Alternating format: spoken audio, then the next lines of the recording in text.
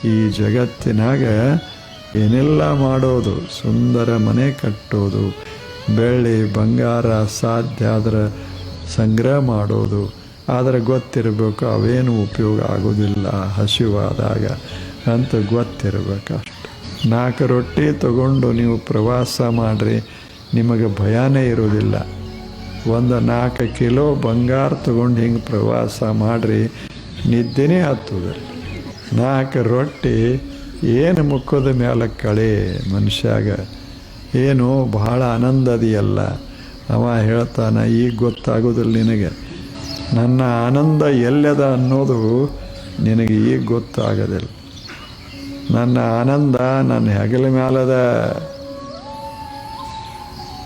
ಅವಾಗ ಆಶ್ಚರ್ಯ ಆಯ್ತು, ಏನದ ಹೆಗಲ ಮ್ಯಾಗ? ಈ 10 ರೊಟ್ಟಿ ಅದಾವ ಅಂತ. ಅದ್ಯಾವ ರೊಟ್ಟಿಯೋ ಅದ್ರಾಗ ಏನದ ಅಂದ. ಈಗ ಗೊತ್ತಾಗೋದಿಲ್ಲ, 12 ಗಂಟೆಗೆ ಗೊತ್ತಾಗತ್ತೆ. ಹೌದಲ್ಲ ಹೇಳಿ?